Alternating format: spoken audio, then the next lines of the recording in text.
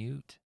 And live from the multiverse of madness, it's Super Gamekast 2 with your host, Bronson Fiore. What is up, everybody? It is another beautiful Sunday morning, and this is Super Gamekast 2, your number one place for video game news on the internet. I am Bronson Fiore, joined by the always awesome Aaron Reynolds. Yo, what's going on, you guys? I'm feeling good. How you? Pretty good, man. I've had a busy weekend. I'm kind of tired. Kind of just looking to chill today after I get groceries. All right, hell yeah. And do this lovely show. So yeah. Then we have, of course, the mod mommy, the wielder of the banhammer, Miss Emily Hoslander. It is a good day. It is going to be a good day. It is. It's going to be a chill show. It's going to be a good day, god damn it. It's a beautiful day. It's goofballs. This is what I work with every week. Guys, this is what I week with. Yeah. Every week, this is what I work with. Just a bunch of goofballs. But I love it. That's why I'm here. All right. So there's that. Yeah, there is that. Also. And then we have our lovely ninja, the HR ninja, our own ninja. Jesse Pewitt.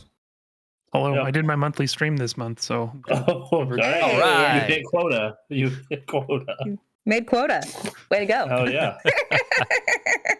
Lordy. Man, what's up, everyone? How you guys doing in chat? We're having a good time. We've just been talking about some game news. We've been talking about some stuff before the show.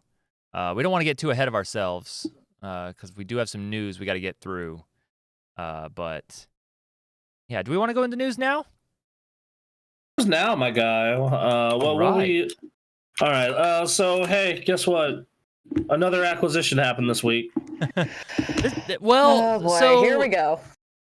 Wait, did the acquisition happen, or is it? Or we got? Well, okay, so we're acquiring IPs and some so studios it hasn't here. Fully gone through.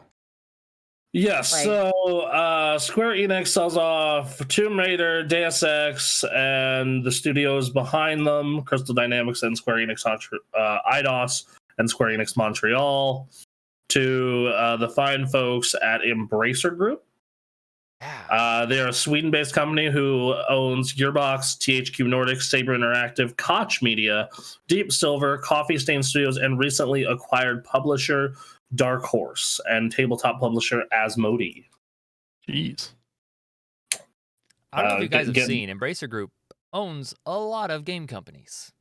Yep. They do, and the until now was a bunch of companies other than Dark Horse that I could give a fuck about. I mean, yeah, that's true, but they do own a lot of them. They own a lot of them.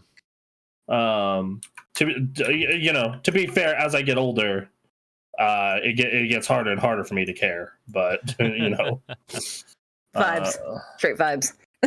Yeah, that's just true facts, man. It's just. Iron Rose says, "Wait, what does that mean for the great sequel to the greatest Spider-Man game?" You mean that they're developed by Insomniac? So that's fine. So yeah, no. If you're talking about that Spider-Man, they're good. They're still doing their thing. They are off making that thing in a Wolverine game and the Wolverine Tomb Raider though. Yeah, that's a bummer. Tomb Raider, Guardians, and Marvel's Avengers. Yeah, Guardians of the Galaxy also real big. They put out. Here's the thing: I just can't like games anymore, guys, because they just everyone I touch, it just goes bad. It's screwed afterward. I mean, that's fair. That's absolutely fair. Yeah, just like, oh, you like WoW? We're just gonna turn to shit after 18 years. I was like, hey. Oh, thanks, guys. It's like, oh, you like Halo? We're gonna release the game unfinished and buggy. You fucking you really like that Guardians of the Galaxy game? It was your game of the year. It's gonna underperform and the studio is gonna get sold off. Have fun. Thanks. Hope you like it. You're not getting another one. Yeah. Right. So like, yeah, there's some problems here, but also these products are getting sold from Square Enix, the company that has constantly said these games are underperforming when everyone agrees that that's bullshit. And yes, yeah. Come on, guys. like, Jesus. I'm kind of happy that Square Enix doesn't have those anymore because they just didn't. I don't know what they were trying to do, but it just wasn't working. I am happy that Square doesn't have the IP anymore. Yeah. I'm otherwise I'm just kind of like okay, whatever. Like it's hopefully we continue to get the sequels to these. I'm very curious to see if they're going to bother to fix the Avengers. That's a very good question. Like that right, like that's that one is very much a okay, or how are they handling this, right? Right. There's a rumor floating around about this. Okay. Right. It's that Sony is getting ready to purchase Square Enix, but didn't want those games. Of course. What? Wow. Yeah. So I can't talk about how credible it is. But Sony is like, we'll purchase you, but you have to get rid of these studios that have made these games.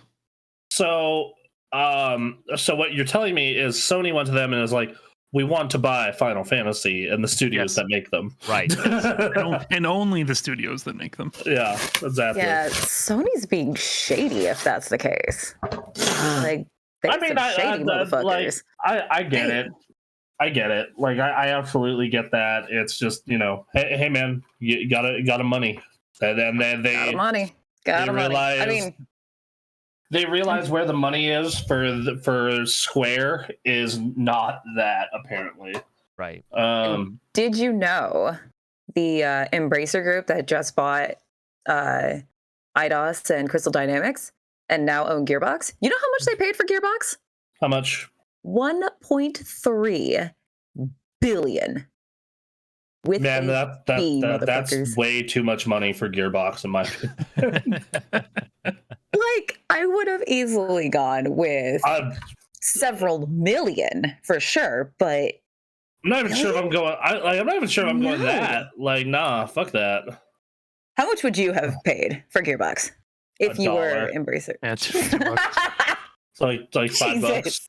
A quarter They pounder make with a little cheese. bit of money. There are people who are invested in that world.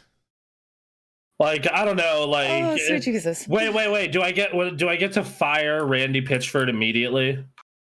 If you were like running Embracer Group and had that option? Then like, yeah, they paid enough if they did that. Like, oh my god, dude, just I hate that man. I hate him so much. Hi Fly Guy says, do they accept bits of string? You can certainly try. You can certainly try. Oh my god. Hiram Rose says, stop the Avengers game and restart completely. I don't know if they stop, they're not going to be allowed to restart. Yeah, they're just going to have to keep going. Avengers Reborn. Yeah. Avengers Reborn. Right. Yeah. You know, I mean, I think there was a whole comic arc on that, so why not? Yeah, they could. New Avengers. Yeah, they easily could. Yeah. Jesus. Yeah. So, all right. I wish the best of luck to those developers and those IP, because despite doing really well, as far as I'm concerned, didn't do well enough for Square Enix. Clearly, they're just not doing well together. And like Square Enix is the one that sabotaged the Avengers anyway. So. Yep. Well, yeah, they didn't give it enough time. They literally just they needed to pick a fucking lane because and it didn't help that like, hey, let's put this like studio that like 90% of the time works on single player story based games on this live service game because live service games are hot. Right. And make money. No. Oh no, I am seeing I'm very curious to how they're going to treat Final Fantasy 14 going forward. I know. I'd be getting nervous. Like, holy shit. Yep. If of all the properties they have, I would hope that they would like let Yoshi P decide. Yes. Yeah. It's going to depend on how well Final Fantasy 16 does. That's true. Well, yeah, but like if 14 is still performing on its own, like I think they'll leave it alone. I mean, I said the same thing about another game years ago, but we'll see. High Fly Guy says Japan does not seem to understand what proper net code looks like. Which, yeah, we've talked about this. Yes, no, that is 110% true. Fucking oh my god, dude. No, that's one thing. Like playing Guild Wars this weekend, WoW and Final Fantasy all back to back to back. Holy shit! Yeah, Final Fantasy's fucking net code, dude. Fucking. Okay. Why do we need rollback? It's fine on Japanese servers. I don't. That's the thing. Yeah, geez, it works on Japanese servers just fine. I don't know. Weird. Yeah, I don't know. I don't know what's happening with you guys. Just big country, lots of land. Get better internet in a smaller country. Oh, exactly. Move to California. Yeah. It's plenty affordable. All right. Well, that's most of that story. God, it's just fucking why. Crystal Dynamics is working on a new Tomb Raider entry. Are they? Built in Unreal Engine 5, following Shadow of the Tomb Raider. Everyone bitched about how like I get that game was expensive to make, but there's no way that it clearing like the amount of money it did not make it back. Mm-hmm. You know, I think that what they were expecting is like the original Tomb Raiders made as much but cost way less to make, and they were just expecting that again, even though it was almost a decade or over a decade later when that shit was made. Yeah. Yep. So I don't know. Like, I want to really know what this fucking fairy tale land is these investors live in. Yeah.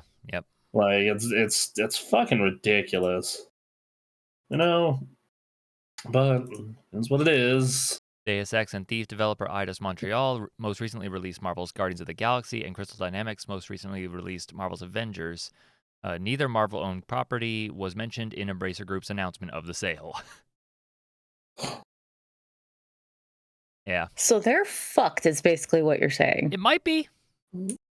It might be. I mean, even when they put out a good game, you know, it's just not enough for them. And like Final Fantasy 14, I'm very like that. I'm curious about how they're going to treat that. I think Final Fantasy 16 is going to do fine. I think it's going to do better than any other Final Fantasy has done in a while, just because it has Yoshi P working on it, and it has, you know, Return to Fantasy, Final Fantasy. They did that in 9, and a lot of people hated it. I suppose then, yeah. We'll see if that's the case now. I don't know. The thing is like my biggest complaint about like post 10 Final Fantasy has been story, which I have faith Yoshi P to fix, and the other thing has been combat, which I have zero faith in him. He's gonna fix. I mean, yeah, I don't know. I only played the demo of that Final Fantasy 7 thing, and I found that combat to be great. So. Yeah, it was a lot better than Final Fantasy 15's combat, that's for sure. It was, but I still found it frustrating when you had to switch party members, and your party members like were just dumb as hell if you let them operate on their own. Yeah. I guess there's a patch to make it, and I don't know if this is true, but I read it the other day that there's a patch to make it more like turn-based. Oh, baby, I would love that. Turn-based or more turn-based? That's a good question. One I don't have the answer to. Okay. I beat the game, and since my backlog is so huge, anytime I beat a game, that's it. I don't go back. Yeah, like it's very these days. It's so like, dude, I still got Horizon to finish. Like I have Tunic sitting there. Like, and some games I've given up on. Like Nobody Saves the World. Like it's just like, okay, we're never finishing this. Yeah. Yep. You know. High Fly Guy says, thought they'd save money by cutting back on the jiggle physics, but 3 cup size reductions later, here we are. Yeah. Damn. You. FF7 Remake is the best combat in a Square RPG. Chrono Trigger exists. I was gonna say Action RPG. It's that or Kingdom Hearts 2. Yeah.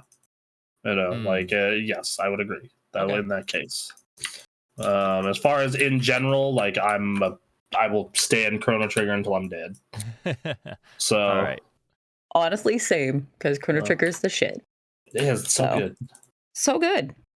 So good. How much did you get for all of this? I think 300 million is what I remember reading. That is not a bad price point for what they have now. I mean, those are Tomb Raider was at one point one of the biggest names in gaming. Right. Yep.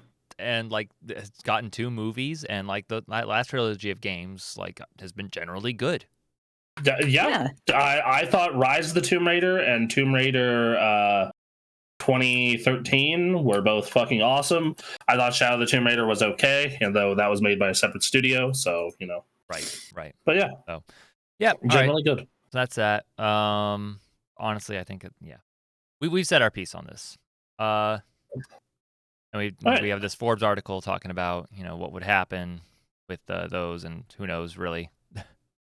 Well, I know Quinn was excited just because of the prospect of another Deus Ex game. I know. People are hoping and praying for a new Deus Ex. And I'm sitting here being like, do you really just want Cyberpunk again? And just people get so bad. They're a passionate group. Hey, Nintendo. You love Nintendo. I do, dude. I own like every Smash amiibo except like 8 of them. You're gonna love Nintendo until about 4 tabs from now, but right now it's right on the high times. And hey, so they released Nintendo Switch Sports. Yeah, I hear it's great. I hear it's awesome. I hear it's good. I hear it's legitimately like super good. Like the Nintendo pals who we're doing that Smash tournament with, and the Nintendo dads have all been streaming it, and it looks cool. I just wish I had friends who'd be into playing it. Right, yeah.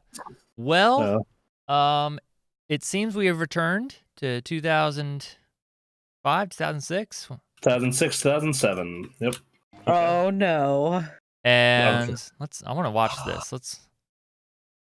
Oh god. Did he break his TV? No. Oh, we can't even see it. Oh no, I wanted to see it.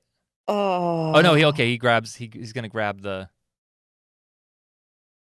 his camera and smacks the crap out of his TV. There's the reveal. Here it comes. There. Oh, it's beautiful. This is why you use the Wii condom and the Wii strap. The strap is not a suggestion. Dude, no, especially now. Like back in the day, like I had a CRT TV. I didn't give a fuck. Like I didn't care. Like it was like whatever. Fuck, that should suck a break. But like with these fucking LCDs and OLEDs, the OLEDs especially, like oh fuck that, dude. Nah. You gotta protect that shit with your life.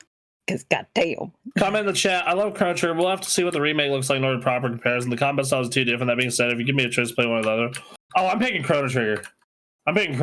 Like that's if you like Final Fantasy VII remake. I had opinions on that game that got people. Yeah, you did. People were so fucking mad when I was talking about that shit. Don't be silly. Strap your willy. There you go. Play safe out here. Yeah, exactly. Fucking people out here not using your Wii straps. Republicans are coming to ban your condoms and straps. Hoard them. Keep them. Yeah. Protect your TV. Lordy. Oh my god. They want you to they want you to practice abstinence from Wii Sports. We know that's not realistic, not happening. though. God damn it.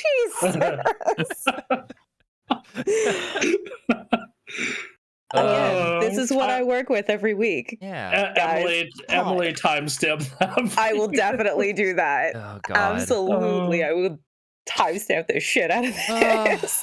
So, anyway, be careful out there with wear the strap. For the love of God. I'm about to rest our debate for now. Oh, hold on. Yeah, no. I to be like, yeah. I think Final Fantasy VII Remake is a good game. I bought that. I bought the collector's edition. I accidentally bought a full version of the PS5 version when I just meant to buy the upgrade. Oops. Because the Sony store is so great. Yep. I definitely get that it's a good game. I just think that it's not this 10 out of 10 masterpiece that ever. And then also the fact that as a remake, it does a horrible job. The fact that they, with the fucking changes they made to the story and everything, like, oh god, the whispers. All anyone ever wanted was like a high-res remake of. We like literally, you could have just made took Final Fantasy VII, put that in the Final Fantasy 15 engine in 4K, and been done. Yeah, that's all you had to do. Yeah, they could have saved so much. I think the whispers in the context of another story is great, but when you're trying to remake one of the greatest games of all time, it just feels like a kick in the balls. Yep. And an excuse to do Kingdom Hearts fuckery. Yeah, exactly. is what it feels like. Yep. Because that was so popular. In fact, it even looks like Kingdom Hearts fuckery. They were a place. That's fine. I will be angry fan about this. To the end of time, god damn it. But I'm also one of those people that thinks Final Fantasy VII is incredibly overrated and whatnot. So, yeah, I know some people on that boat too. So, if nothing else, at least they introduced their fuckery in the first part. Yeah, no. Actually, no. I would have loved for them to come out in part 2 and just been like, I tricked you, fuckers. It was all a dream. Fuck you guys. This is what Cloud was saying when he was in the live stream.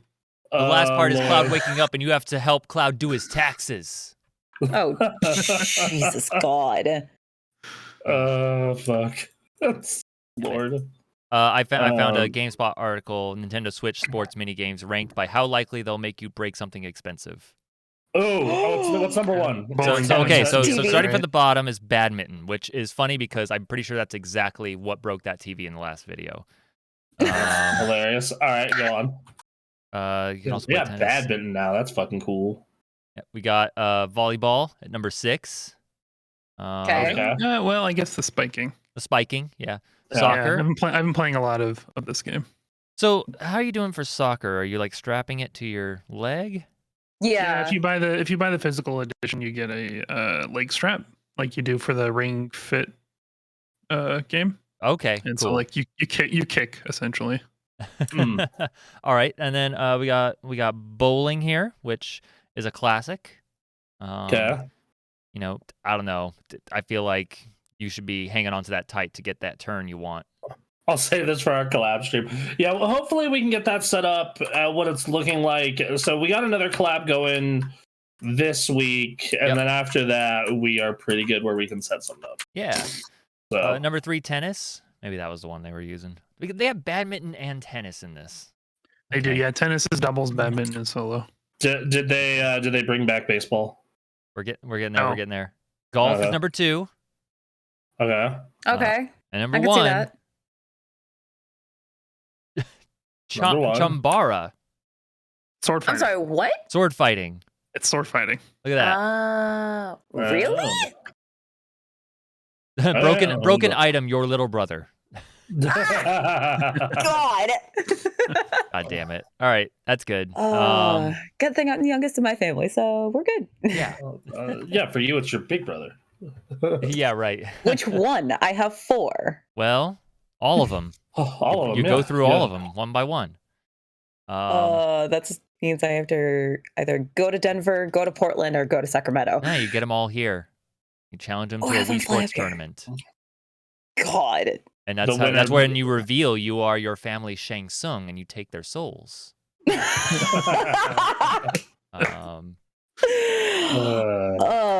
right. No, that's my brother. Let's go to another fun news story. Okay. And that is New York City sues Activision, targeting CEO Bobby Kotick. Hey! We just need to get a soundboard, and anytime one of these comes up, we just play another one. And another one. Yeah. What it fucking feels like, my man. I mean, with all this shit that's been going on, yeah. So their argument is that this sale shouldn't go through because fucking dickhead Bobby Kotick will, use the sale to escape fucking being punished for all his bullshit. Because what'll avoiding happen? Persecution. Yeah. So when the sale goes through, he'll stay on as a Microsoft board member, but can't be charged for all his crap. We actually swore off Activision. Well, the thing is I am a big fan of what a lot of Blizzard used to make. So unfortunately, you're tied to all this. Yeah, so I'm gonna hear it no matter what is the thing. So just all right, Aaron. We're gonna have to hear it by association. Mm-hmm. Yeah. We're not going to linger on this long because we've talked about it so much, but we do want to bring it up. This is also a thing because we've been really big on the way Xbox has handled themselves the last couple years. Mm-hmm. It's been all the stuff related to Xbox the past 2 years has been super positive. Yeah. They've certainly had some negative stuff here and there, but but as a whole, it's with Phil Spencer at the helm, it's been cool. It's been very refreshing as far especially when you compare the way how Sony's handling everything. It's been very refreshing. It's something that we've been talking about. The number of acquisitions and the size of acquisitions, and obviously there's absolutely concern there. And I think there's something to be talked about, and I think eventually it will come to a head, depending on what specific acquisition happens. But given the context of, all right, everything going on at Activision and Blizzard is going to be under Phil Spencer ultimately, sounds good. Yes, and they already have some former Microsoft people improving shit over there, as we've seen from the recent Warcraft reveals. Because, Mike Ybarra took over for Warcraft in last year, and he was a Microsoft guy for basically his entire career, and we're already seeing improvements on the Warcraft side of things. So yay! That's because it was an inside job. Exactly. We talked about that. Just like Mike Ybarra is going to go in and tank the stock price, and then they'll have to sell. So how into this process is Microsoft? Because the sale itself is going for a while, right? They're still. It basically, honestly, from everything I've heard, it just has to pass the fucking FTC and shit. Okay. Yeah, they just have to get through all the regulators at this point. Yeah, that's the money's going. They're already talking about game shit. It's just a matter of, all right, is this going to go through? And I say just. I don't know what the process entails, so I don't know if just is an accurate descriptor. They just have to do this. It could be another I mean, as someone who works in Microsoft's contracts on the federal side, as long as they fill out the paperwork right, it shouldn't be an issue for the most part. Sounds right.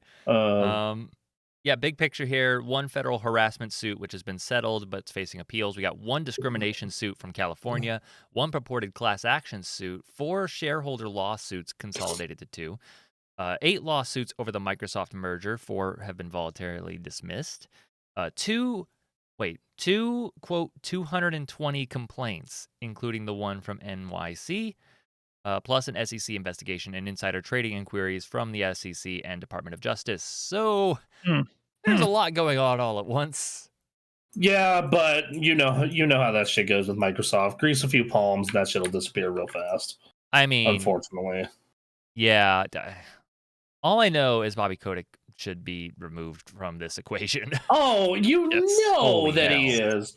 He may get a fucking golden parachute, but that motherfucker, as somebody who works for the company, fucking Microsoft, and I'm not even a full-time Microsoft boy. I'm a contractor, and I had 3 background checks that took 6 weeks.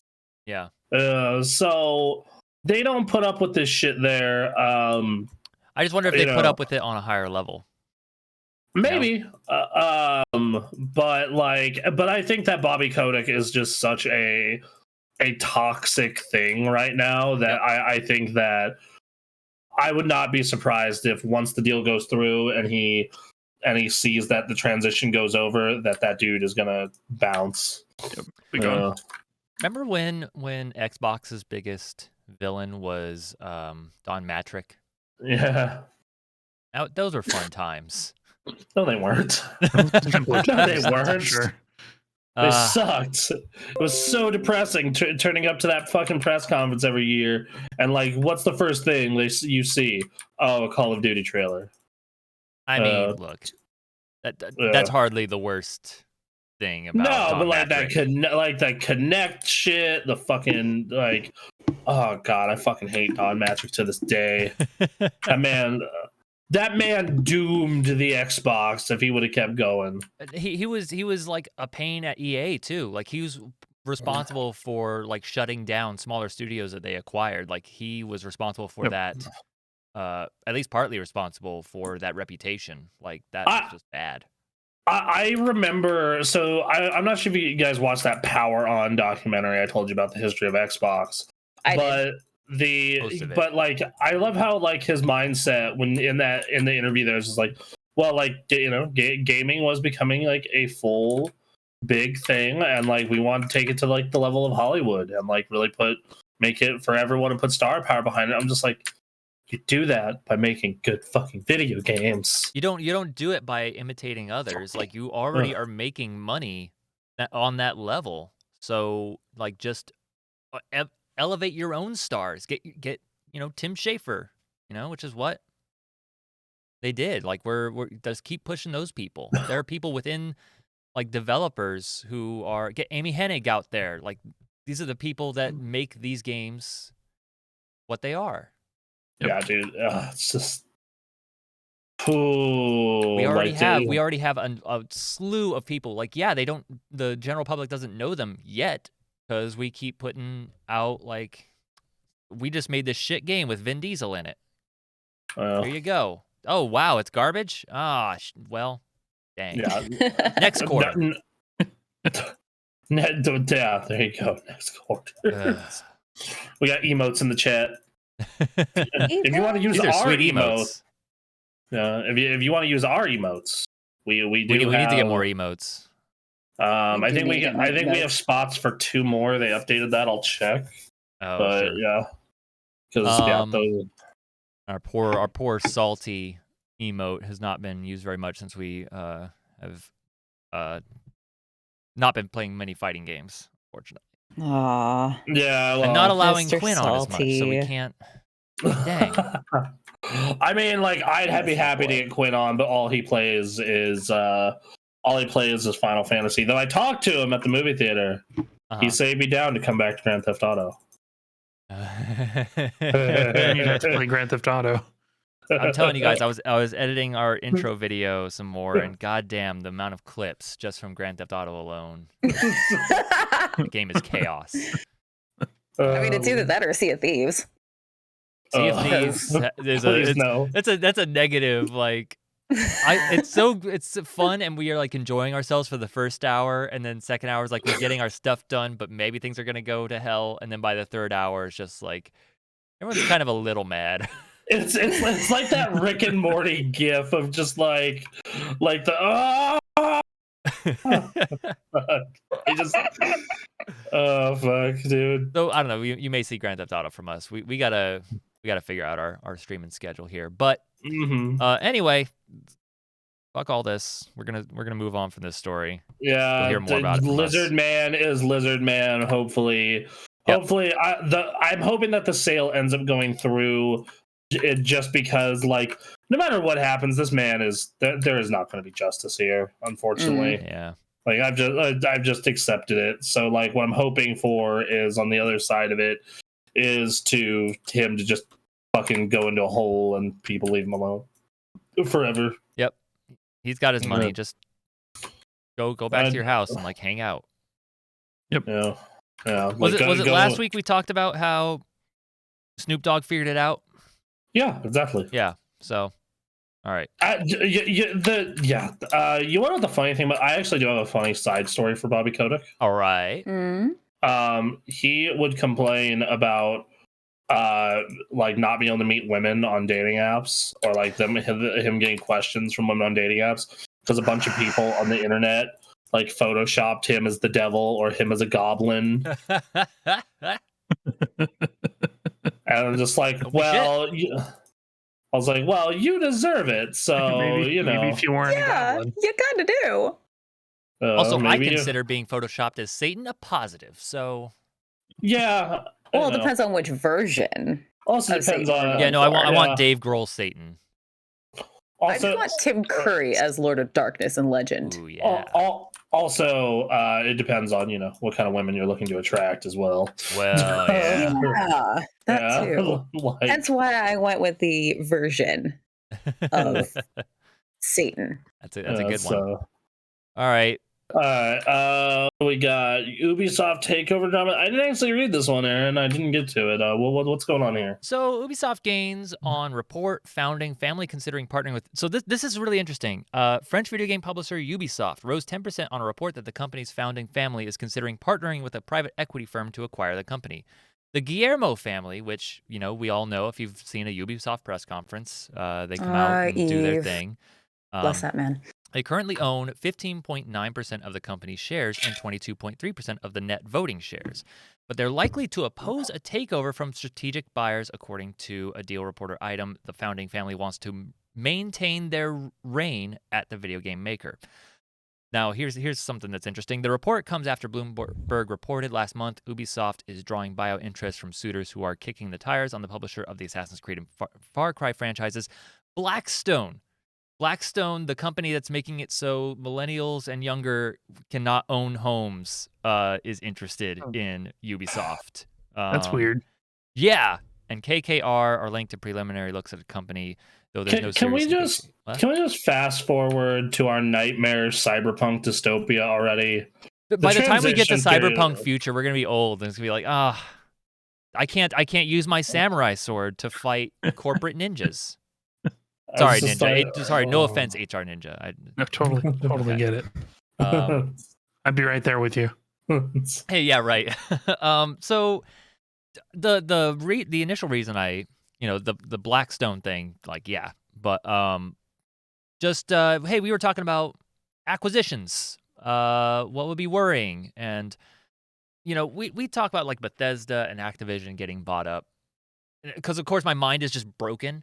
And it constantly relates back to like E3, and I think about how those companies had press conferences, but I always felt like Ubisoft was part of that like second tier. There's like your first tier, which is the console manufacturers, and then you have like EA and Ubisoft. And then like Bethesda started getting up there, but I just didn't treat them the same. They're just, I don't know. They had their moments, but like it was very apparent that some years they did not have the stuff to show, right?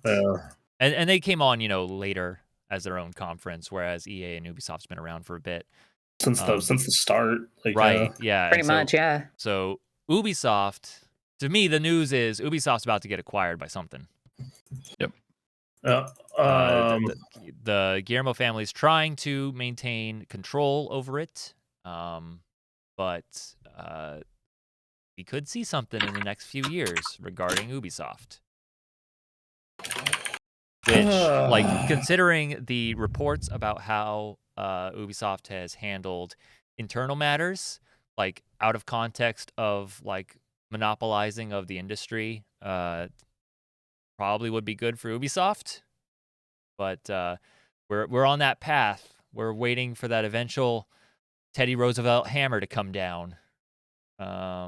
Just the problem is we won't have the politicians with the balls to do any of that. Yeah, you're right about that. Yeah, like, it's good luck. So good luck. Yeah. And I guess it also depends on who gets Ubisoft every time. Yeah, is it gonna be like Sony or Microsoft, or is it just gonna be like, I don't know, Embracer Group? I mean, yeah, like, I don't know. Sony seems to be like a big fan of buying like low or mid-level talent and then just beefing them up themselves. Right. And Microsoft seems to be a fan of buying like the mega studios. Yeah. So it was funny, we were talking about the Western studios and their IPs getting sold from Square Enix. People are saying if they're selling that, they're looking to sell Square Enix proper, which I think if Sony were to make as big a purchase as they could, Square Enix would be a good fit. How much is Square worth? String. How much is that in string? I don't know. I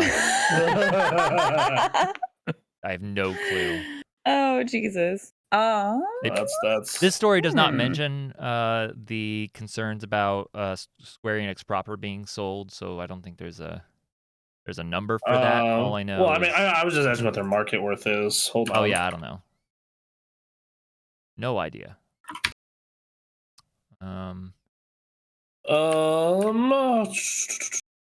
These numbers are all over the place. I will say that. So who knows? 4.86 billion is their market cap. That's not a lot. They're worth a hair more than Bungie, apparently. That's just a hair. That's crazy. Considering, I mean, you could make the argument that Bungie was overpriced.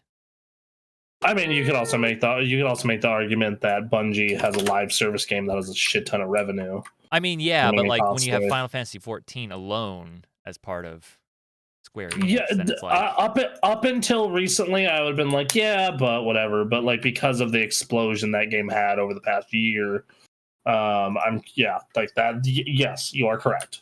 And then you consider like the rest of Final Fantasy and the value that can bring, like Square Enix and all their properties that they can do. Like, man, that's a lot.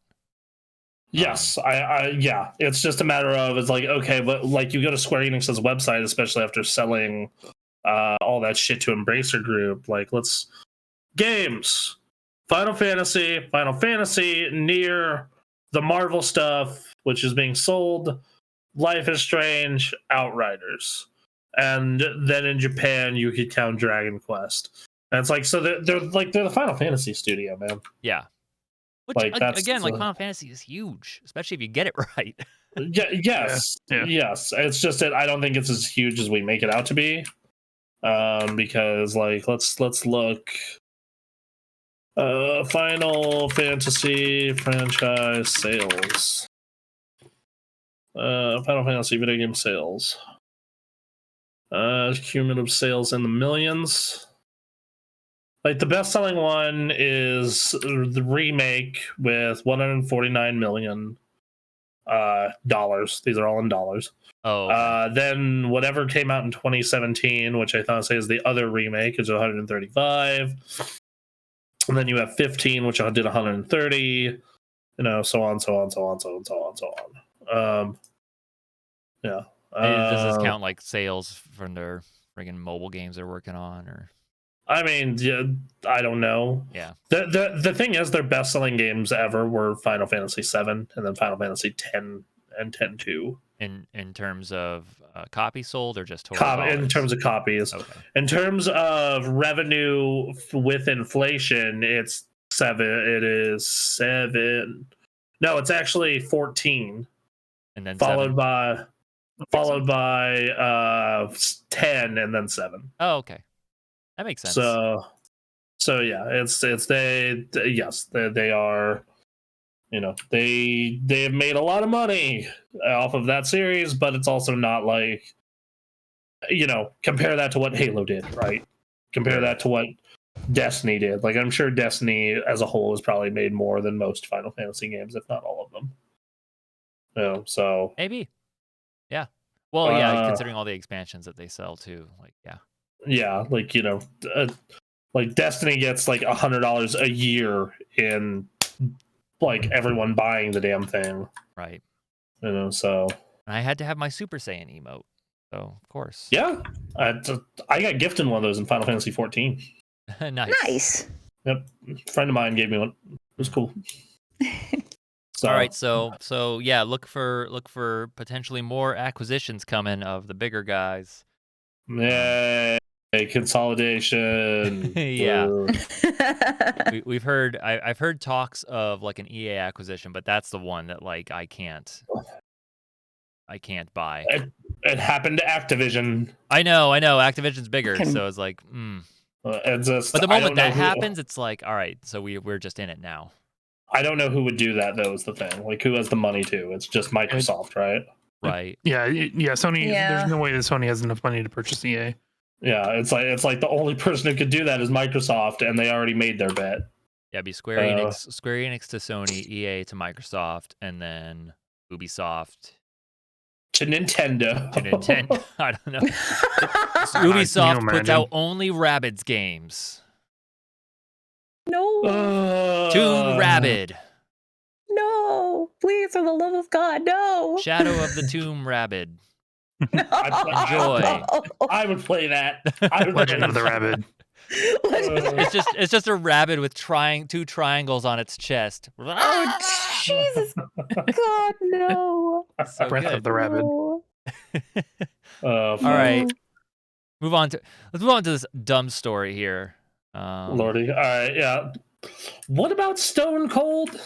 Okay, Yeah. so to explain to the non-wrestling people, Cody Rhodes, son of the wrestling legend Dusty Rhodes, he moved from AEW to WWE. Stone Cold is a dumb WWE faithful, so he has a show on there. He brought Cody Rhodes on, and they started doing like a 30-second read-off. Cody Rhodes is a huge Legend of Zelda fan. He's wrestled a number of times with the Triforce on his boots. A couple other things. So, very first question was best Zelda game, and Cody Rhodes said Ocarina of Time. And Stone Cold, you could tell, like, radiance, like someone had written down on the card, like, this would be a funny answer. And, like, Stone Cold tried to read it. Like, there's no, I do not buy for a second that Stone Cold has played Breath of the Wild. But he just, like, looks at the card, he goes, no, Breath of the Wild. Which made Cody Rhodes laugh, which was funny. But Stone Cold prefers Breath of the Wild, according to canon. Okay. So, trick question, Wind Waker. Yeah, exactly. Yeah, trick question. Well, that's my answer, at least. Yeah, I don't know. I like Breath of the Wild a lot. It's a really good game. It's just it also, like, just parts of it pissed me off enough to where I was just like, eh. Wait, did you say Wind Waker? Yeah, Wind Waker's my favorite. You enjoyed finding the Triforce pieces in the ocean? No, but I also don't enjoy the weapon durability and fucking Breath of the Wild. No, I started Breath of the Wild 5 or 6 times now, and I can't get past like an hour in. So, like, I just thought Wind Waker was an interesting choice. The only part of that game that's bad is that Triforce hunt. Yeah, that's it. That's literally the only part of that game that's not absolutely incredible. And if you play the Wii U version, that's not a problem. Like, it sucks significantly less. So, yeah. I just like shield surfing, which again is Shield brought down surfing's by fun. the fact that the weapon durability, like the fact that the Hyrule shield, like, will break. Yeah. Eventually, like, I'm fine with weapon durability if eventually I can find something that does not break. Like, my stance is, like, as long as I can get something that I can repair. Like, sure. I there's no fucking reason that game couldn't have had a thing where it's like, if you go to one of the 3 towns and talk to this guy once you've finished, I don't know, 2 dungeons or some shit like that, yeah, he'll let you repair your items for materials, and then it just adds another system to a game that, you know, like, admittedly already has a lot, but it's like, it's not. Like, that would make a lot of people really happy. And then, you know, like you said, I do think that the Hylian shield should be invincible. Yeah, like, it should be the Hylian shield. Yep. But, anyway. Yeah. Or you can make some bullshit answer like the Master Sword, where it's just like, oh, it runs out of energy eventually, so you'll recharge it. Right. I want to be able to still ride it, but maybe it's like after a time, like, you can't use it as a proper shield for a time until it recharges. Like, yeah, there you go. There. The skater in me is very mad at that, but okay. Yes. So, and you know, none of the other Zeldas allow that, so that's why Breath of the Wild just by default goes to the top of my list. Anyway. Yeah, but man, Pirate Zelda's cool too, and goddamn, does that game look beautiful? Those graphics still hold up. Yep. They need to port the Wii U version to Switch. I finally made the commitment to lock my Wii U in the closet. Yeah. But the bad part is now the Zelda games are unaccessible to me again. Yep. So Nintendo and its stores. Speaking of Nintendo, Oh, great. We are not going to spend a lot of time on this because it is a long story. You guys should read it. I'm going to post it in chat. I'm actually going to probably post it in our news Discord as well for people who are listening on the podcast and want to get a look at it. It's an IGN article, Inside the Growing Discontent Behind Nintendo's Fun Facade. Special report. We go in depth on the growing frustration within Nintendo of America. It goes into depth about what's going on, getting stories from people who work there. Nintendo of America is relying more and more and more on contractors rather than full-time employees, not giving them a lot of avenues to get to being full-time employees and treating them like second-class citizens. We've heard this story a number of times in a couple of other places, but Nintendo is continuing that. They number one, baby. Yeah. Signs of being an old company. Let's see here. I'm just gonna roll through because we've heard this story so many times, and it keeps happening. They can't keep getting away with it. They pinpoint the beginning of the decline at around the death of Satoru Iwata. Shocker. It was good until he died, and then oh well. It seems like that guy was a pretty cool dude. Maybe we should have emulated. Anyway, and then why would you take lessons from him when you can make all the money in the world? Yeah. Right now the mood is really tense. Worst case scenario, because when Nintendo of America is a marketing company, any article like Kotaku is marketing, and you really worry that Japan is going to see this and say, okay, what are we going to do about it? They're talking about layoffs in Nintendo of America? I don't know. Probably. Yeah, so changing times. They got an interview from Reggie Fils-Aimé about this because I believe he just wrote a book. He did just write a book. I want to read it. I want to read it real bad, but I also have a bunch of other books I need to read. Right, yeah, exactly. I might be able to fit it. Satoru Iwata died in 2015. Nintendo's earnings plunged a dizzying 60% in 2016. Let's see. Yeah, they're not really hiring people at full time. More contract work, and then the full-time employees are, because there's so much contract work, the full-time employees just become managers for the contractors, and just no one seems to be happy with this situation. Yep. Here we go. In an interview with IGN intended to promote his new memoir, Disrupting the Game, Fils-Aimé talks about his first encounter with Nintendo of America's work culture and his subsequent role in defining what it would look like going forward. Quote, "When I was being recruited, I'm at lunch with the head of human resources for Nintendo of America. No job offer in hand, first visit to Nintendo of America headquarters, meeting with the head of HR, and I'm asking about people-oriented initiatives. What do you do from a learning and development perspective? What do you do from the perspective of enabling people to get exposure to new and different thinking and other ways of upskilling the organization?" And his answer to me was, "Reggie, we don't do that here." I'm taken aback, and he continues, "Japanese parent. Our parent doesn't believe in this, therefore we don't implement it." And I literally said, "This is not consistent with my beliefs. It is not consistent with what I believe a leader needs to do to develop an organization and to enable it long-term to be successful." So he Reggie tried to fight back against it.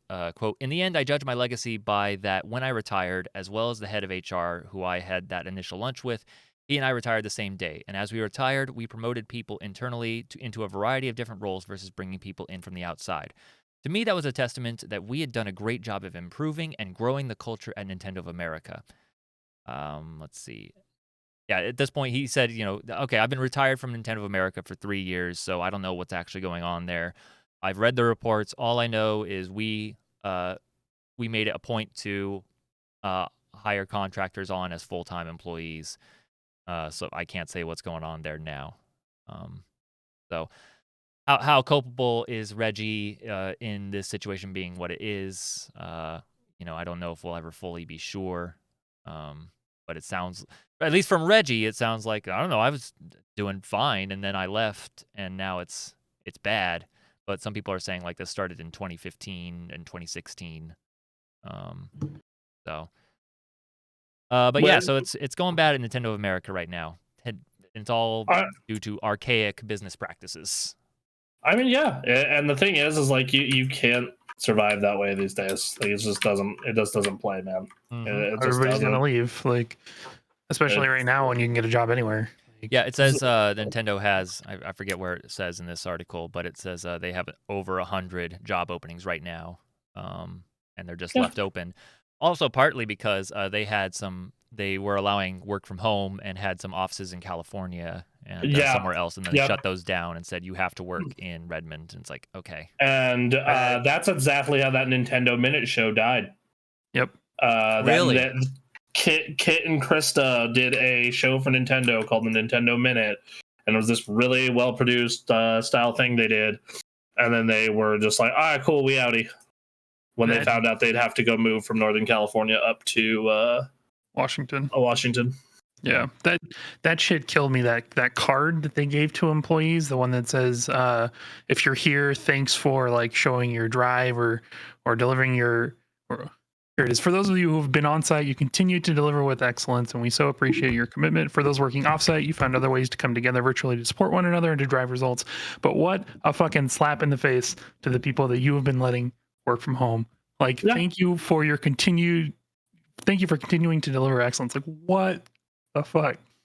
Yeah, exactly. No, oh my god, that killed me. That got me heated.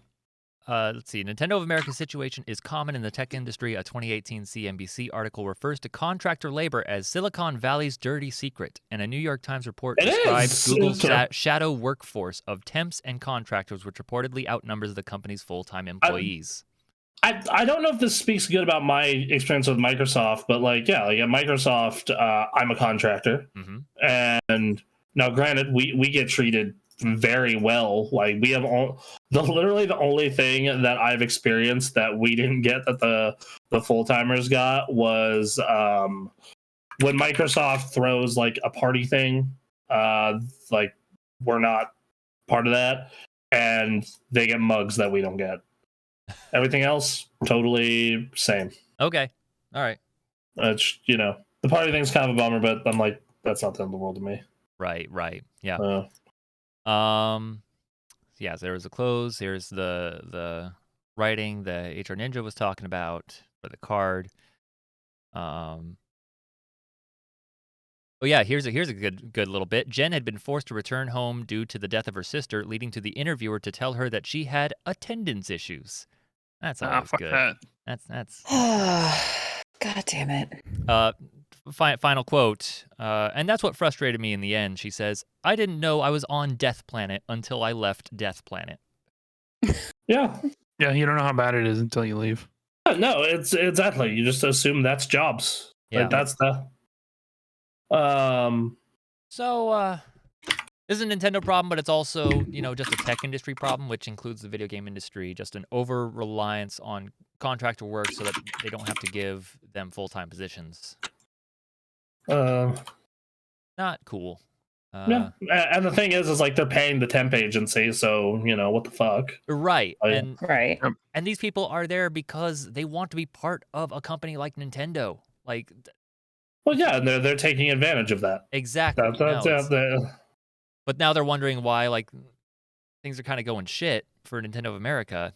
Like, gee, maybe value the people who work there. I don't know. Yeah, well, bummer. Anyway, so that full story's there. It's a long one, but if you have the time, go read it, because it's a little microcosm of a larger issue that's going on. The shit in the tech industry is fucked. Yep.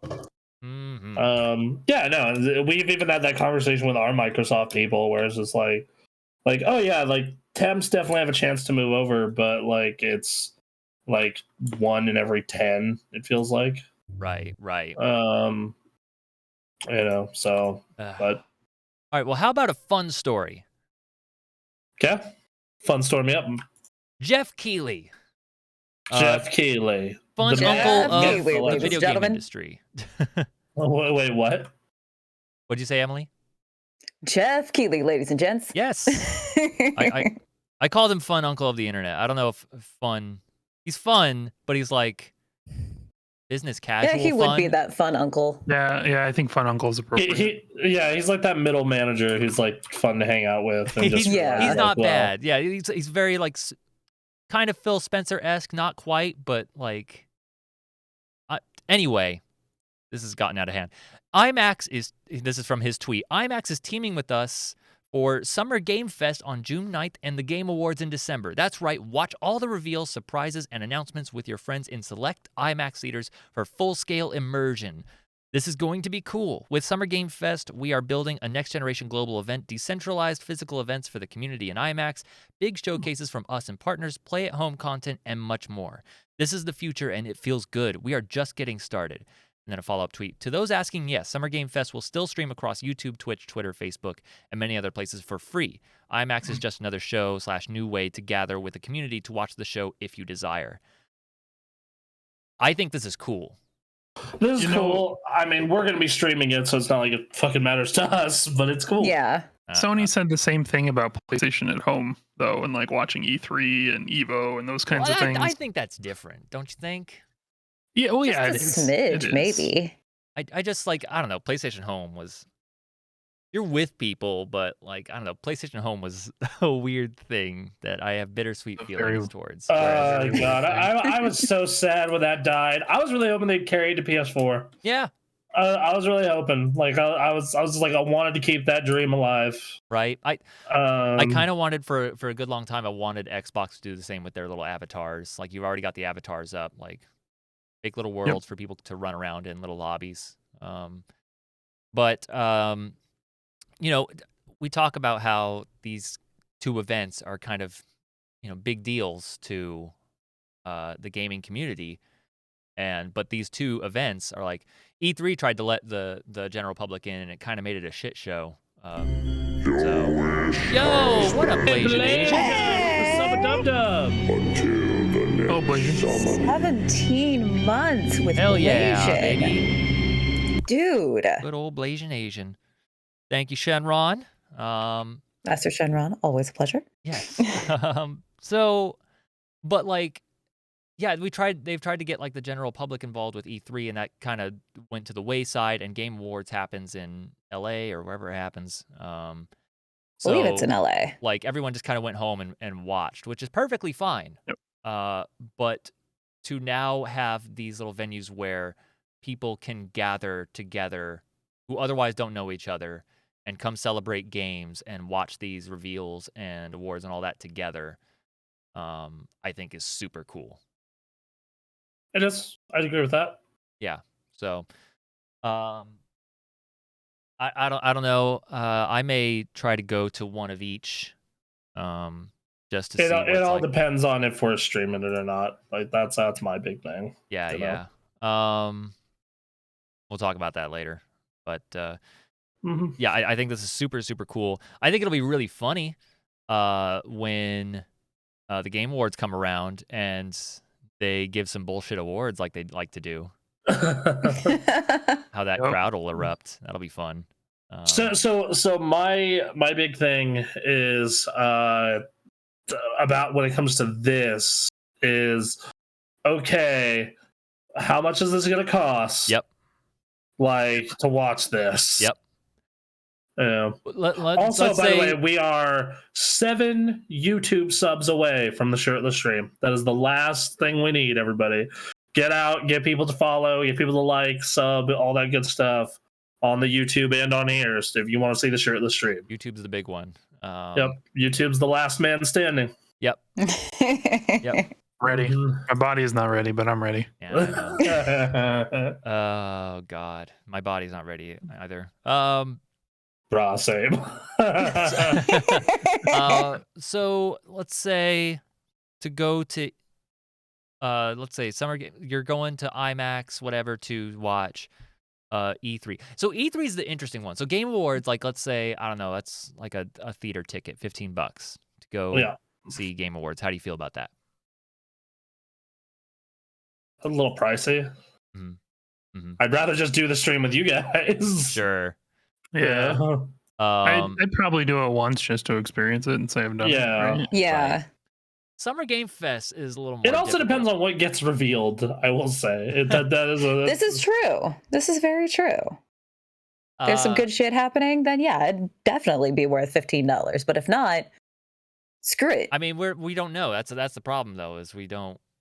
We'll get tidbits on certain reveals, but we won't know everything. Right. We'll never know everything.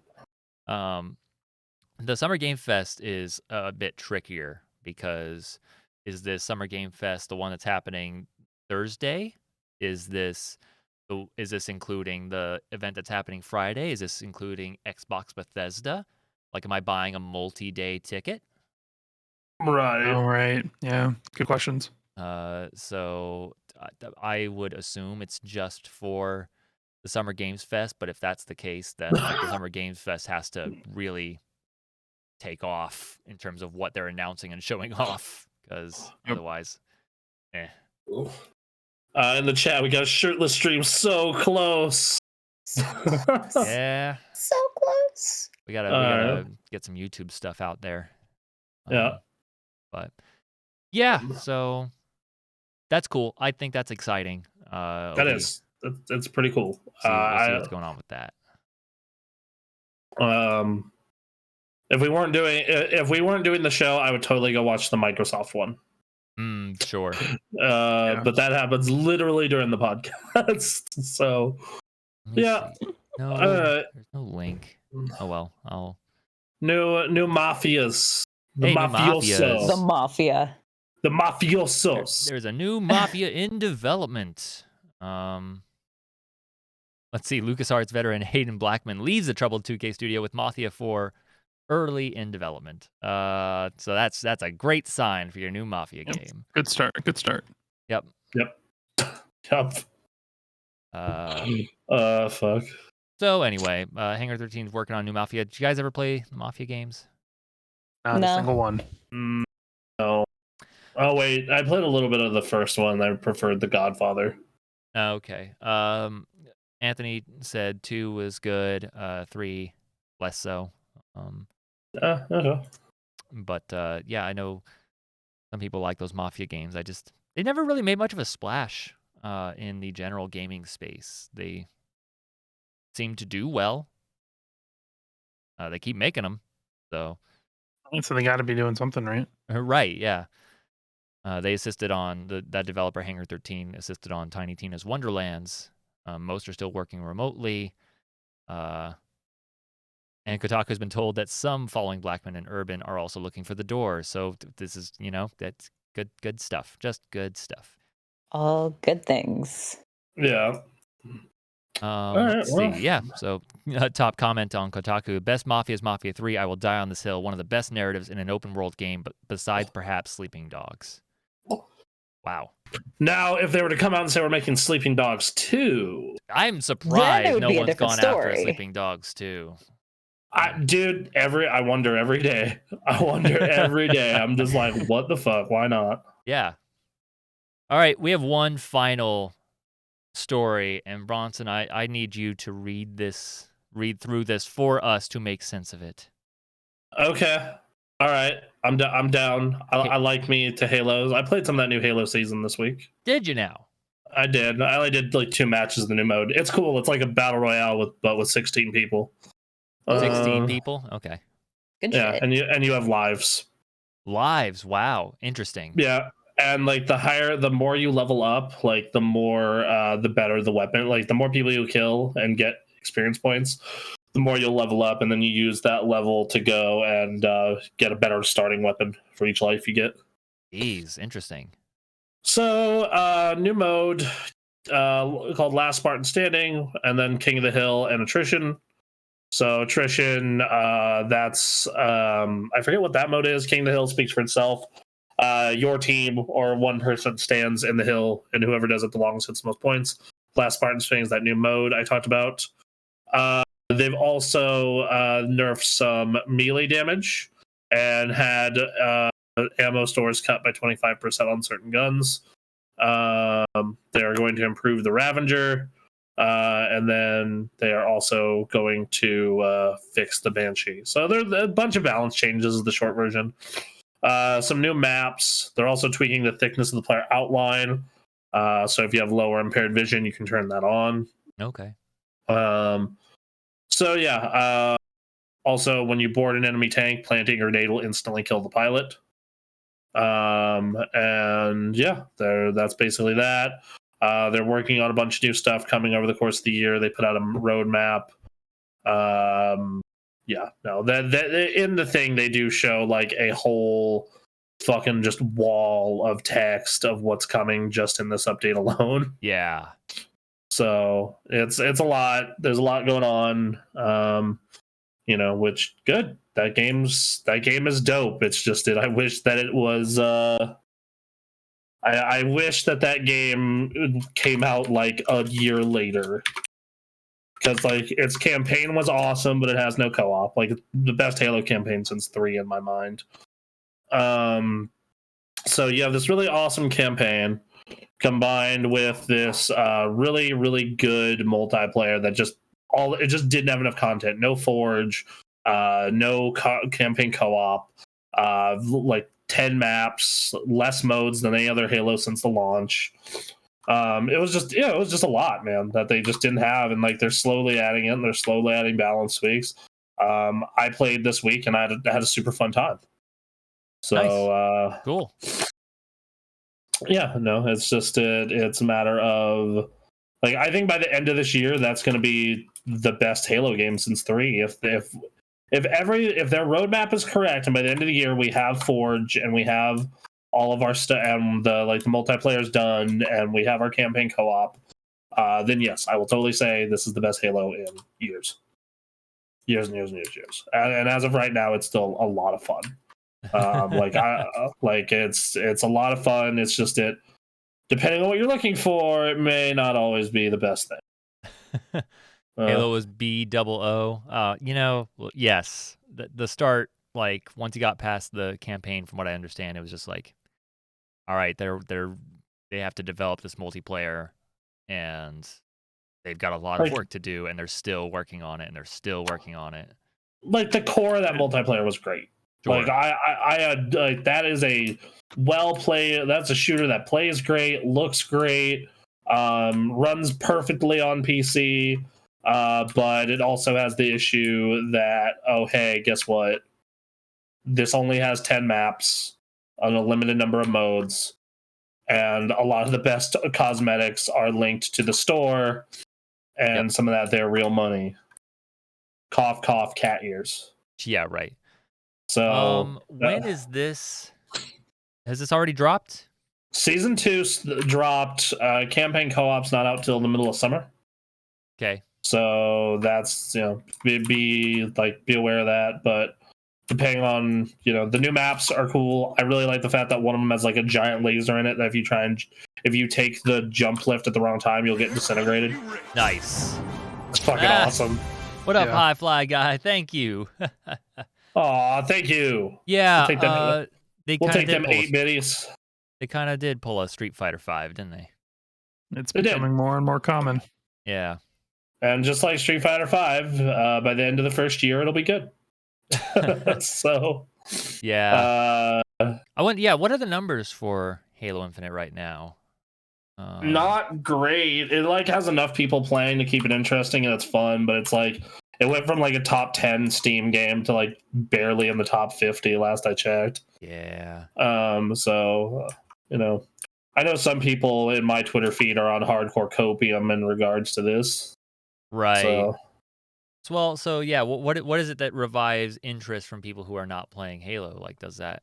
More maps, more modes. Because it was very much it's very much the same, because when I played, especially if you're a fan of one specific type of mode, if you're a big team battle fan, or if you're a 4v4 fan, mm-hmm. then your map pool gets cut in half, so you have anywhere from 3 to 6. Yeah, and then you have just the same modes over and over and over again, and those modes are good. Like I said, I played 80 hours of that shit over 2 weeks. Right. So it's definitely not bad, but it gets very, very, very, very, very repetitive if you're And by like I said, I came back for the Cyberpunk. They came back for the Cyberpunk event they did and got my Mohawk Needler helmet. Yeah, and then I have literally not been back till this week. So that and if I'm the person who's saying that, like the average fan, like Parker said, he's not coming back until co-op's out. Right. So that tells you everything. Yeah. Honestly, this is gonna hurt the next game. Street Fighter 6 has no momentum building outside of its. Yeah, absolutely. It's and like not like that, but Street Fighter 5 went on way too long, like way too long, and it wasn't as good as 4. Like even when it was done, it wasn't as good as 4 is. Right. They pulled another Street Fighter 3, where the only people who care about it are like hardcore Street Fighter fans. And that is not sustainable if you want to like grow the fucking audience.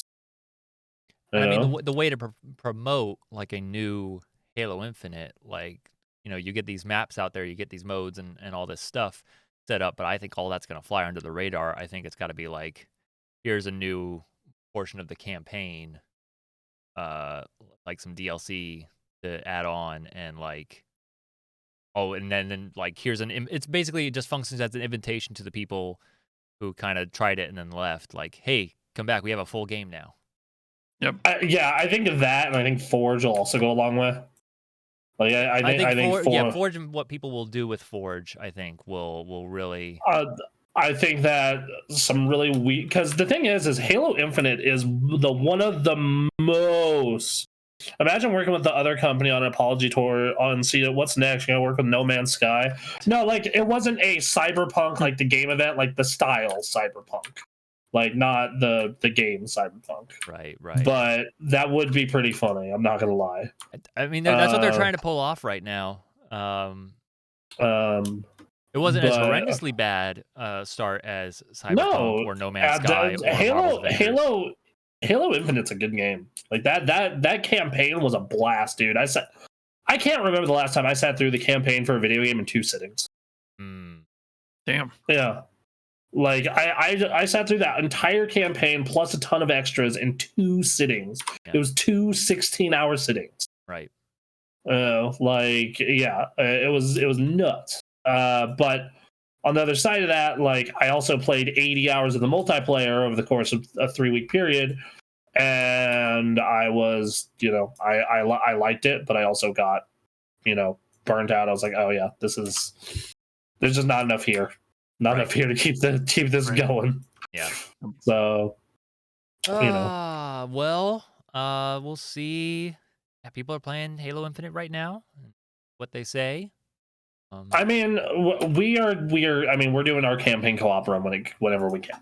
The moment that comes out, be all right. Motherfucking Nier, baby, I can sit through those storylines. Yeah, no, rip my heart out with that Pascal storyline. Why don't you? All day. Fucking just break my spirit. Fucking Lord. Jesus. But yeah, no, it's oh man,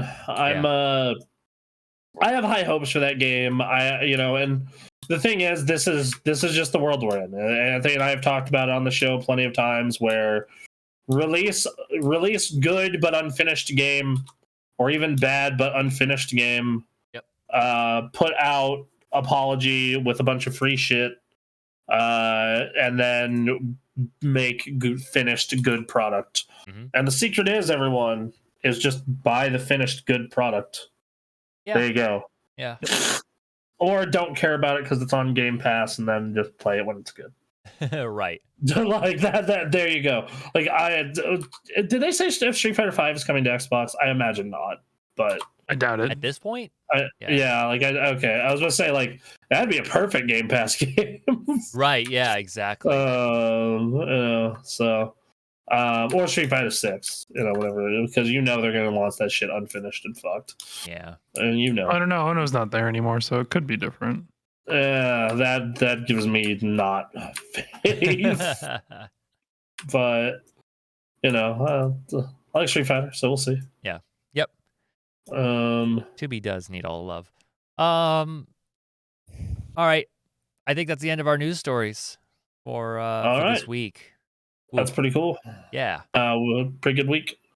Yeah, pretty good week. Plus, Mommy 2B needs all. Oh God. Yes. Happy Mother's Day, everyone. Well, she's in Final Fantasy 14. So that's right. Yeah. Go see her there.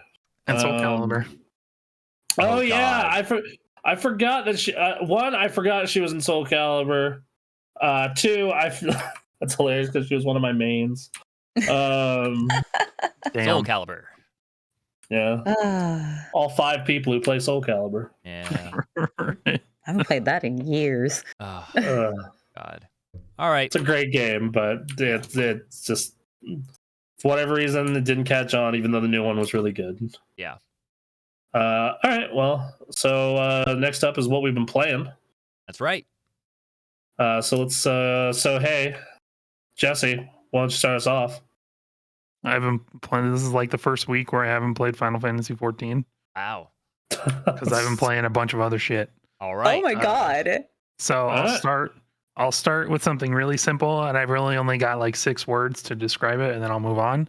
But Peglin is a new indie Steam game, and it's wait, Peglin? Peglin, yeah, Peglin. Okay, it's roguelike Peggle. Ooh. That is all I've got to say about it. Roguelike Peggle, and it's amazing. It's pretty short right now because I think it's in early access, but it's a lot of fun. If you like roguelike games and you like Peggle, or you like roguelike games or you like Peggle, it's worth a play. I like Peggle a lot. I'm not particularly big on roguelikes, but Peggle's great. God. You can download the demo for free. Full game. I want this game. Full game is down. It's $18 right now. As soon as that sale's over, it's back to 20. But that seems all right. That sounds pretty sick. I'm not gonna lie. I kind of want to check it out. Yeah, that looks like fun. Enjoyed the hell out of it. It's a lot of fun. If you like Peggle, it's Peggle, and then there's like this other like combat mechanic where like you kill things based on how many pegs you hit, which I could do with or without. But the Peggle like core gameplay is nailed. Interesting. Okay. I am down for this. What else did you play? Nintendo Switch Sports. Oh, really? Okay. Yeah, which is a lot of fun. It's a ton of fun, but it goes back to a conversation we had about Halo and Street Fighter and No Man's Sky and Cyberpunk. Oh. And maybe not Cyberpunk, but there's not a whole lot of content. There's 6 sports, right? There's soccer, badminton, chambara, which is sword fighting, bowling, tennis, and volleyball. Volleyball, badminton, and bowling are probably my favorites so far. Chambara is really fun, but I haven't it hasn't clicked for me yet. You can block attacks, and then if you block an attack successfully, it sends your opponent, and then you can attack them. But I go ham, so I get blocked a lot and lose. But everything else is pretty fun. The problem though is that there's only 6 games, and like Wii Sports Resort, right, which was the last game I guess in this series had 12 games when it launched. And I'm sure that they're gonna have more like as DLC, like they did with the Mario Golf game. Yeah, where they introduced. Was that free? Was that Mario Golf courses free? I remember them being free. Yeah, they were free. Oh yeah. Yeah. So, cool. And I'm sure they'll do the same thing here, but it really bugs me that we're now seeing Nintendo. Pie flying on the chat. Lots of talk about pegging. Damn right. All the pegging. Yep, pegging with unicorns and beaver. I don't know what else is in Peggle, but okay. Yeah, pegging with beaver. Fucking that's a game I need to play again. Oh God. All right. Yeah, this game looks cool. Yeah, it's a lot of fun. I have really enjoyed it.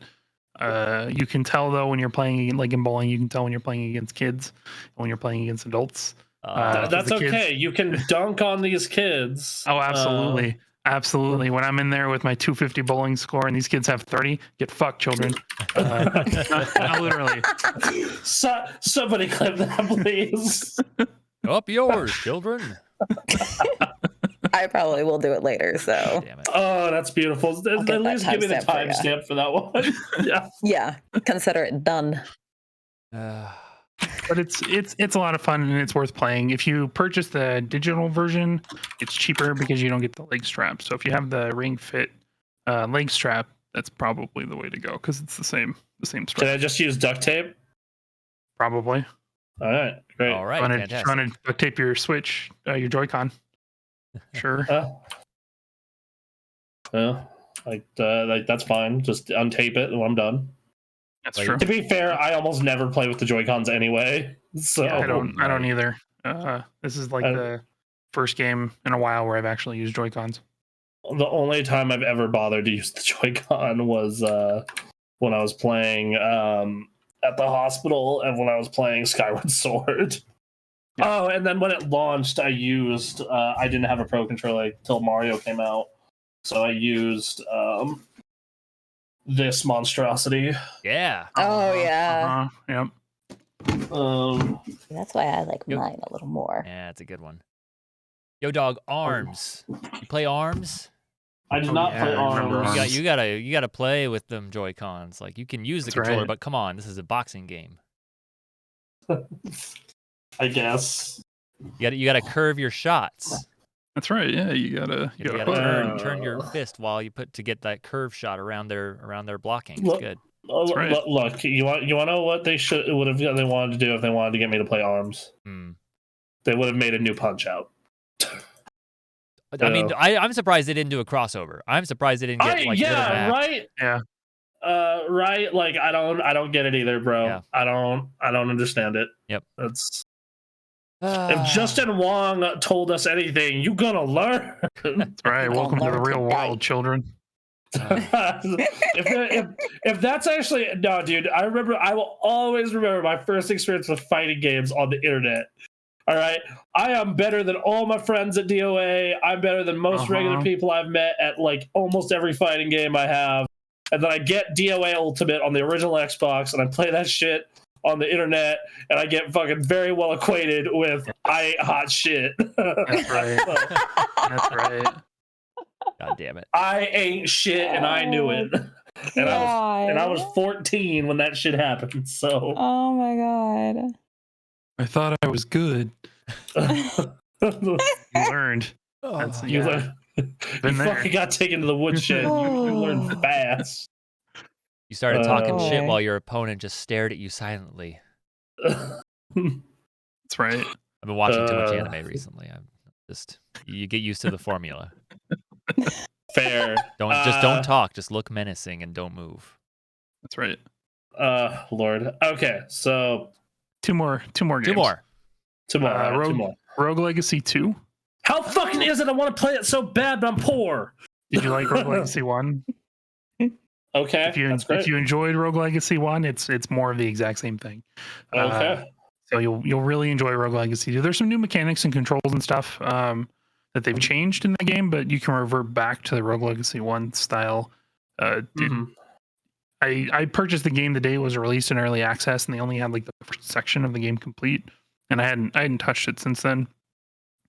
And now there's like other biomes and stuff. So like in the first Rogue Legacy, you're mostly in that castle, but now you go through like there's a lot of castle stuff, but you go through like ports and you go through like towns and things like that. It's a roguelike platformer, but it's light on the roguelike elements. There's new like characters to meet and talk to. There's new classes to play. My favorite one right now is the chef. There's new areas again to explore. It's a lot of fun. I started playing it like Thursday, and I think I put 15 or so hours into it since then. Okay, fair enough. Yeah, it's a fun game. More Rogue Legacy, so yeah, it's more like exactly more of the same. Cool. So if you like the first one, you'll love the second. Okay. And then so the real question is when they do a Vita port, because that was the best way to play that game. The Vita. Well, if your internet browser works on your Vita, you can stream to it, right? Yeah, right. There you go. Is this one getting a Switch port? I don't know. I don't even know what the roadmap looks like if they have one. Hold on, let me look for this shit. I need to know. Let's look for this stuff together. Xbox and Windows. That's what it's looking like as of right now. Oh no, they are. Oh, as far as PlayStation or Switch ports are currently planned for Rogue Legacy 2, Lee stated, "We've only been thinking about that, so we'll see." So Steam, Xbox, got it. Yeah. Rogue Legacy is currently Rogue Legacy 2 is currently $20 on Steam. Once the sale's over, it'll be up to 25. That's worth it. Yeah. Yeah. That's hell worth it. That game, the first one of those was so damn good. I typically don't like roguelites, but that game was the fucking shit. Yeah, the game's really good. The platforming is tight. The combat is fun. Dodging shit is great. It's a good game. Cool. All Nice. right. Final game. Trek to Yomi. Oh, isn't that on Game Pass? It is. I'm gonna download that shit right now. Thank you for reminding me of its existence. It is a huge callback to like Akira Kurosawa films. I figured. So if you're a fan of those old timey Japanese samurai movies. I mean, I loved Ghost of Tsushima. Yes. So. My one complaint about it though is that I'm like 3 hours into the game and I feel like I figured out combat. They give you like new skills and like abilities and stuff, but none of it appears to matter at this point. They give you a lot of that. They give you a combo where you can stun an enemy in the middle of the combo, and then you can do a finisher when an enemy is stunned. So I've just been doing that the whole time. You parry and then do that combo, and then you kill the thing and you move on. The combat is really lackluster at this point, and I'm hopeful that it improves. But yeah, it doesn't. Yeah, that's what I heard too. I heard mixed things. I heard it was very middling, but I'm a fan of that kind of art and music, so I'm hopeful. Yeah, just looking at the graphics, like their artistic style alone is so intriguing. This game is black and white. There's a static filter that's over everything, or a noise filter. They're I guess are talking about including a patch to add like a color mode down the road. Okay.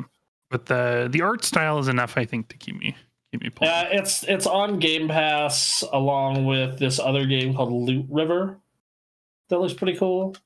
And Citizen Sleeper, which also looks pretty cool. All from the same publisher, it looks like. Devolver, I think. Yeah, so I don't know. I'm just, you know what's sad? I played 70 hours of Ghost of Tsushima, so I am still burnt out on samurai shit. Really? Yeah. Like, I'm just like, like I like this samurai stuff, but yeah, it's a while. Yeah, fair enough. Yep. 493 reviews on the Steam website, and it is reviewed as mixed. Really? Yeah, that doesn't surprise me. Combat is too janky, and controls are unresponsive. I haven't found that to be the case. The combat is kind of janky, but the controls are pretty responsive. Okay. Okay. All right, fun. And that was everything. So, WoW, Guild Wars, Final Fantasy, Tomestones, going for Lore Master. Going for Lore Master, that's going to take an eternity, but I want to get it done by the time Dragonflight is out, so that way I won't have to do it in Dragonflight as well. And then Guild Wars, I'm level 6. I'm almost level 61 out of 80. I'm looking forward to hitting cap and seeing what the full experience is all about. Right. So, yeah. Cool. All right. And the new Halo season. It's fun. It's Halo. All right, it's Halo. Yeah. Gotcha. More Halo. All right, and then let's see. I played a little bit of Final Fantasy. Got a couple levels on some jobs. We dipped into a little bit of World of Warcraft. I'm continuing to just take whatever quests come my way and just keep going with it. And then let's see. We did a backlog stream just yesterday, Saturday, and we played a little bit of Crazy Taxi because I wanted to play like an older game, and there's been talk of a new AAA Crazy Taxi, so we started playing that. And that was fun for a bit. It got me thinking, like, what made Simpsons Road Rage more appealing to me is that there are all these characters and there's these locations that I know about, and there's a number of stories, and people are talking to each other and interacting, and there's just a lot more interesting going on there. I think Crazy Taxi has a really cool visual style, and the style regarding their music is fantastic. There's something that they could really do with that, but I think if they just put out that game again, but just on a AAA scale, like I just think there needs to be more going on. That's fair. Yep. You know, so if they want to charge $60 for it anyway, you know. I also did. I got Elden Ring with credit card reward points. All right. I paid $4 for it. There you go. Hell yeah. Yo. And then I proceeded to just install it and then stare at the menu and be like, maybe later. That's fair. That's fair. You know, look. And you got it. Did you get it for console or? Yeah, I got. So I ordered the PS5 version, okay, and then I got the PS4 version in the mail from Amazon. I was about to be pissed. And then I read, oh, you get a free PS5 copy with the PS4 one. Okay. So now this only bothers my OCD. So right. Yes. So no real harm, but just annoyed. So. Yeah, I booted that up, and then that crashed my computer twice. So good job getting the console version. Yep. But that is apparently the way to play. Yeah, I'm gonna be grinding a bit in that game so I can wield this one sword that I have in my possession but can't use. Hopefully that'll make playing a bit easier. Because honestly, the more I play and the more nothing gets accomplished, the more that easy mod starts looking appealing to me. So don't do it. Don't do it, man.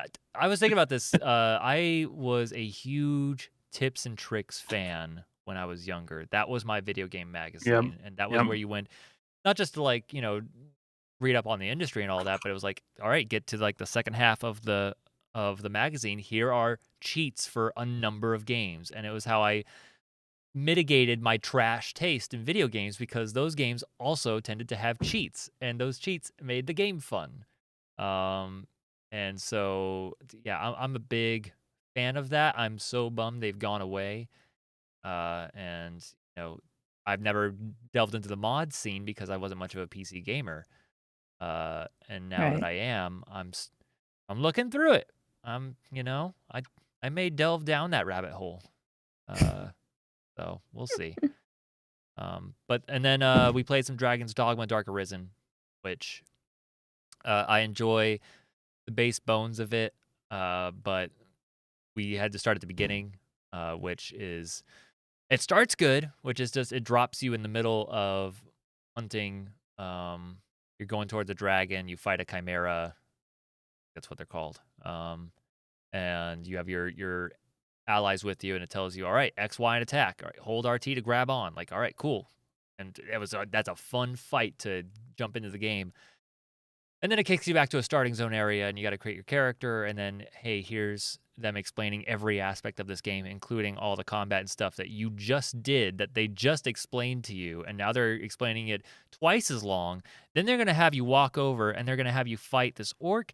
And then they're going to go into a combat area where you're going to learn how to do it again. And it's going to be even more drawn out. And it's like, ooh, which led to me like skipping through additional information that I imagine will help me later in Dragon's Dogma, but like, goddamn, I just wanted to play the game. So fair. I hear that game is very good. Every time I see it, it's like, I think that is just the coolest shit.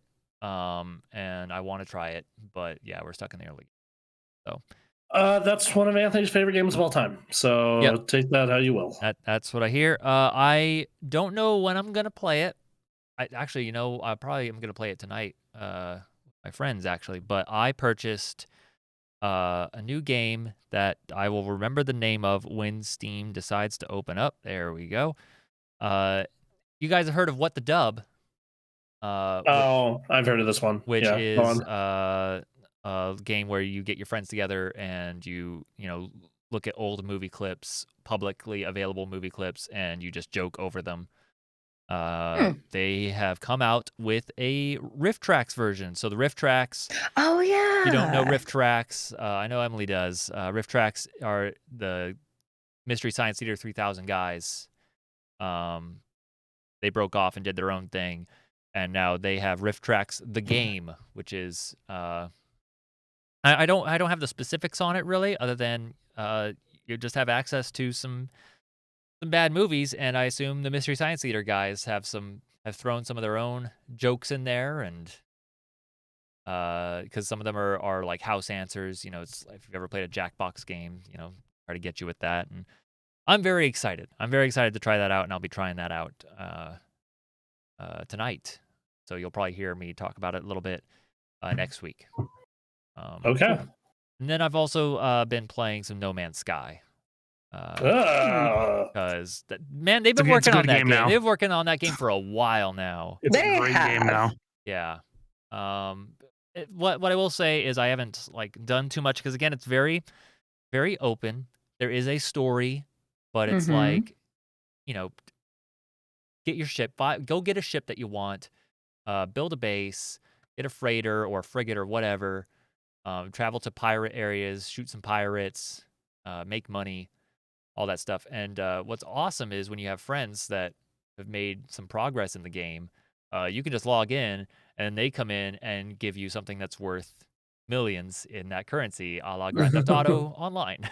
So I just immediately bought a ship that I thought was cool looking, and my ship is it has solar sails, and the front of it looks like a car.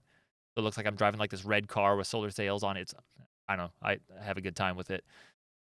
Having to mine and get supplies and build and craft is not the greatest, but I don't know. It still has that appeal of you are flying around this very colorful space and discovering a planet that just wants to kill you. And finding animals that sometimes are really cool looking, like a snake with butterfly wings flying around. Or sometimes they're just absolute abominations and they want to kill you.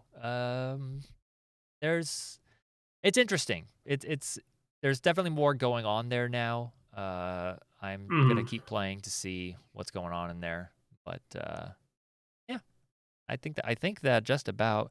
Oh, I played some Deep Rock because Deep Rock continues to be fantastic. You guys, if you have a group, you have at least 2 other people. You should play some Deep Rock with them. Okay. Good. We were talking about Left 4 Dead a while ago about how it's a great co-op game you can just jump into with friends, and it's just awesome. Deep Rock is similar in that way, so very good. All right. And I think that's it. And then do you have anything? I went back to playing some Pokemon Snap recently. Hell yeah! Try to get some of those pictures I'm missing. So nice. Get new high scores and what have you. I completed the game long time ago. Sure.